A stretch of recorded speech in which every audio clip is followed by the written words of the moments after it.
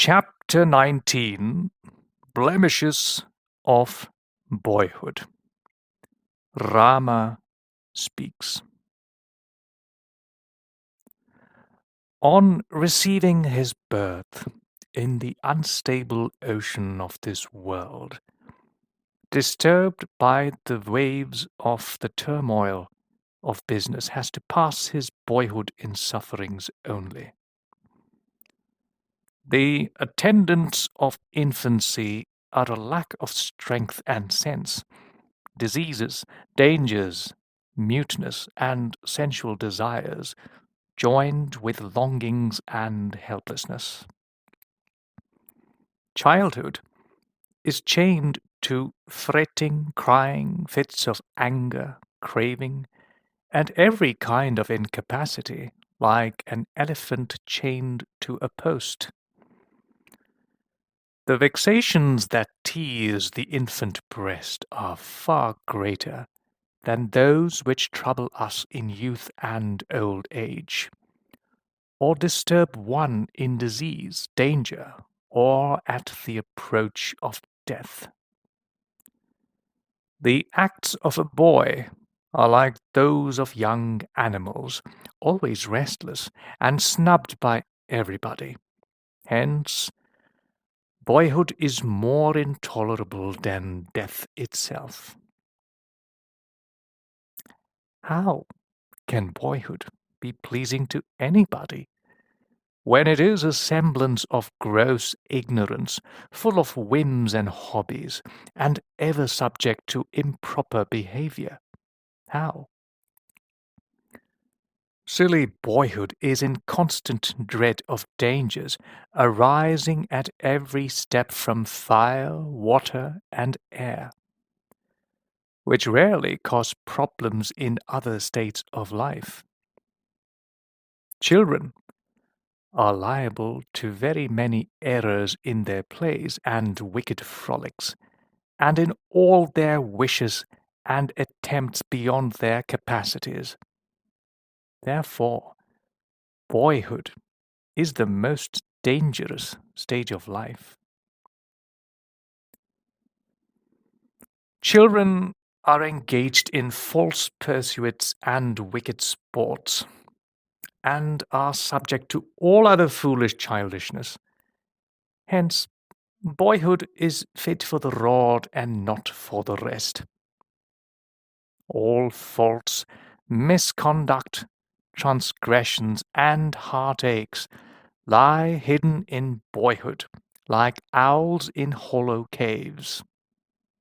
Shame on those ignorant and foolish people who are falsely led to imagine boyhood as the most pleasant period of life.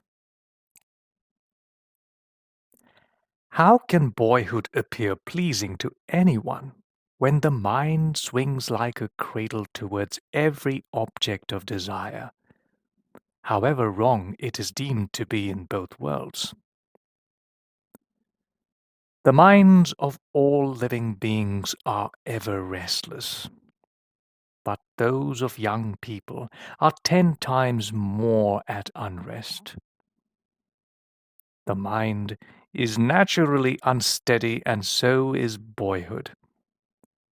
Say what can save us from that state of life when both these vagrant things combine to our destruction?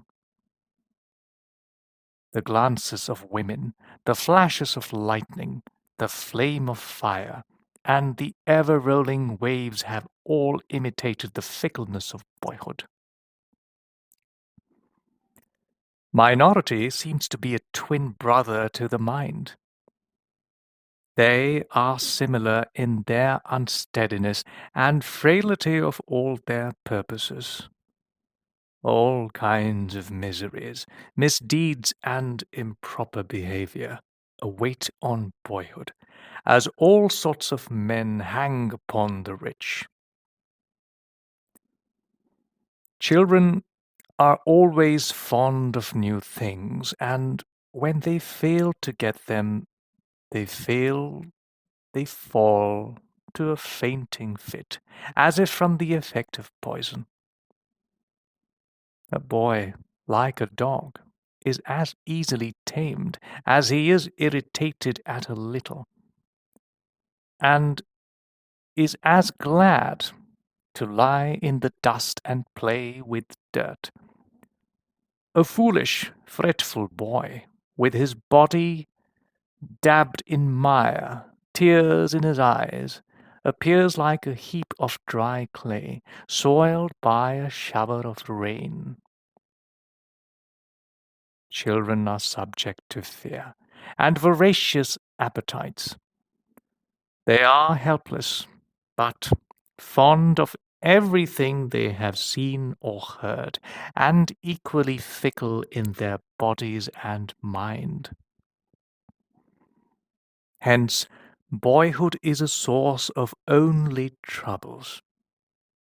The foolish and helpless child becomes sad and sour when he fails to get the object of his fancy and thwarted from the thing desired.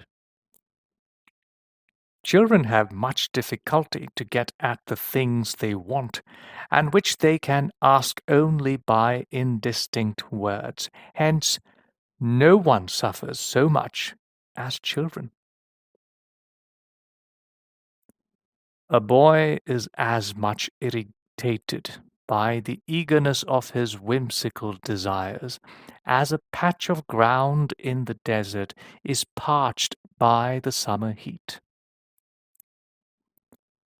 On entering school, a boy is subjected to corrections which are as painful to him as goading and chains to an elephant. Boyhood, ever fond of toys and trifles, is continually afflicted by a great many whims and hobbies, and a variety of false fancies. How can it be said that senseless childhood is a happy state of life, when the child is led by its ignorance to swallow everything in the world, and to wish to lay hold on the moon in the sky? Say, great sage, what difference is there between a child and a tree? Both have sensitivity, but neither is able to defend themselves from heat and cold. Children are like birds, subject to fear and hunger, and ready to fly about when impelled by them. Boyhood is the home of fear from all sides, such as from the tutor, father, mother, elder brother, and elderly children, and from everybody besides. Hence, the hopeless state of childhood, full of faults and errors, and addicted to sports and thoughtlessness, cannot be satisfactory to anybody. Chapter 20, The Denunciation of Youth. Rama continued. The boy, having passed his state of blemishes, gladly steps into youth, with hopes of gaining his objects that tend only to his ruin. At this time, the unconscious youth feels the wanton inclinations of his loose mind, and goes on falling from one tribulation to another. He is overcome like one subdued by the power of delusive Kamadeva, lying hidden in the cavity of the heart. His ungoverned mind gives rise to loose thoughts like those of voluptuous women, and these serve to beguile him like magic black collyrium eyeliner in the hands of children. Vices of the most heinous kind overcome persons of such minds in their youth and lead them to their ruin. The paths of youth lead through a maze of errors to the gate of hell. Those who have been left uncorrupt by their youth are not to be corrupted by anything else. Whoever has passed the dreadfully enchanted coast of youth, filled with various flavors and wonders, is said to be truly wise. I take no delight in our unwelcome youth, which appears to us in the form of a momentary flash of lightning, soon followed by the loud roaring of the clouds of manhood. Youth, like rich wine, is sweet and delicious, but becomes bitter, insipid, and harmful in a short time.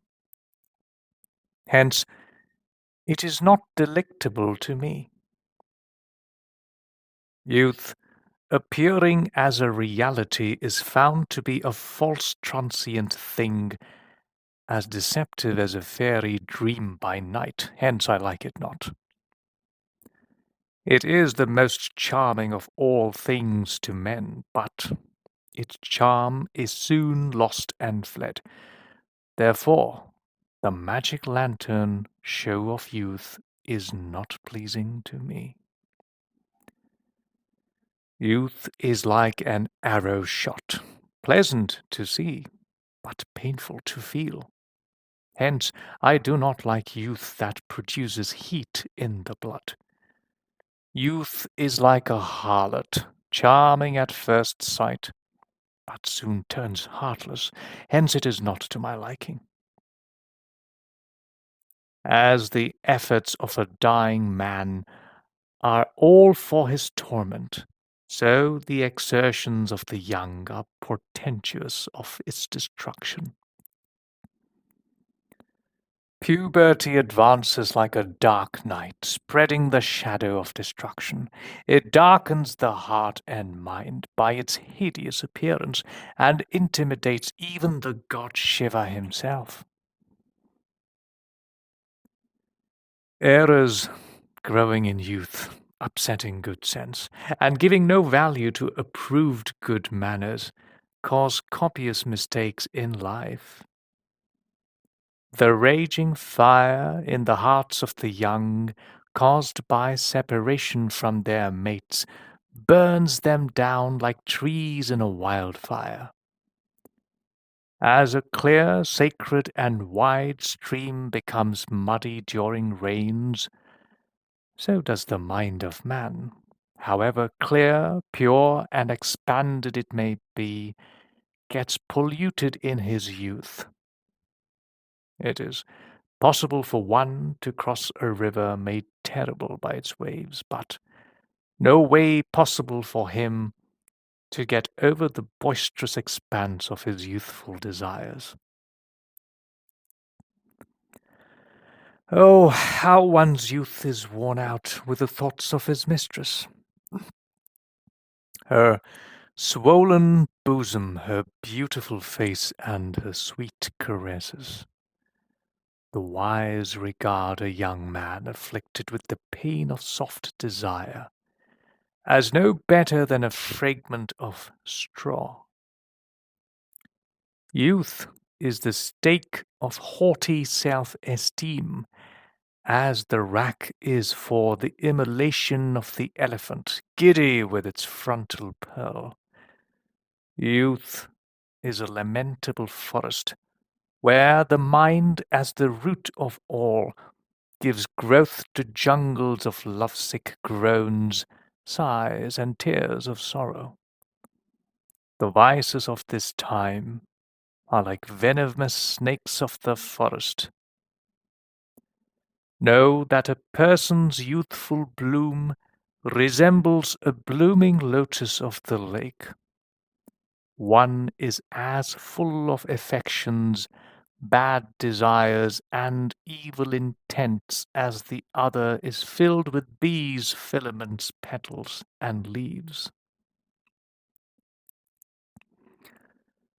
The new blossom of youth is the playground of anxiety and disease, which, like two birds with their black and white plumage of vice and virtue, frequent the fountain of the young man's heart.